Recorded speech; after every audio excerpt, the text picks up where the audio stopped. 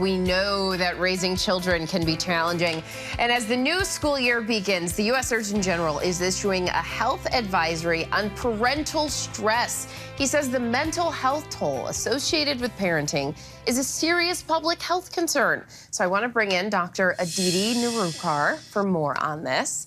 Aditi, it is so great to have you with us. Dr. Nerurkar, please break down. What does this new data show?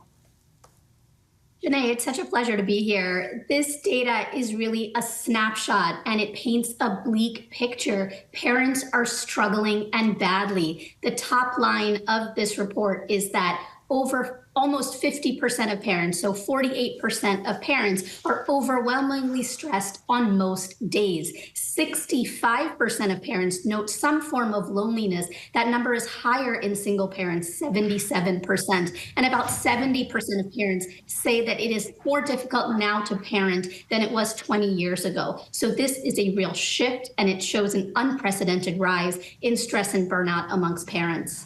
And that is what's so interesting, because I know that you have a young child. There are so many stressors that we as parents deal with, but it's that shift that's so interesting. So what are the challenges that this generation of parents is facing that they didn't see 20 years ago?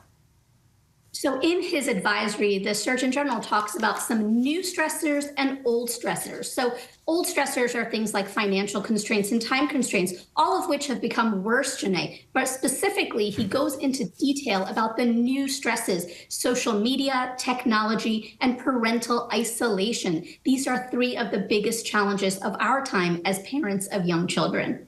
It's so interesting when you take a step back and are able to see it just laid out like that. So what are your recommendations that can help parents to mitigate stress? Because I have accepted there's a level of stress that's just associated with having children, right? So how do you just work with it?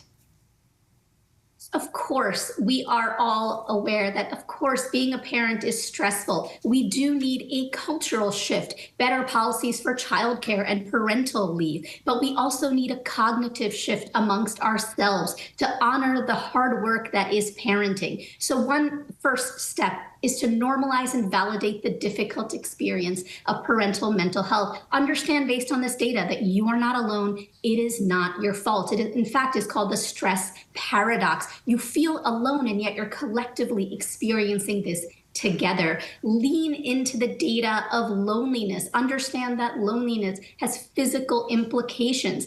And instead, parents don't have a ton of time, resources, or energy to build community. Instead, think about casual conversations at your grocery store, at the barista, or at the park. These casual conversations, the science has shown, can decrease your sense of loneliness and build community. And finally, think about self-compassion. This is not a soft metric. It has a direct influence on your brain and the stress center in your brain to decrease the voice of the inner critic. Understand that you are doing so much better than you think you are as a parent.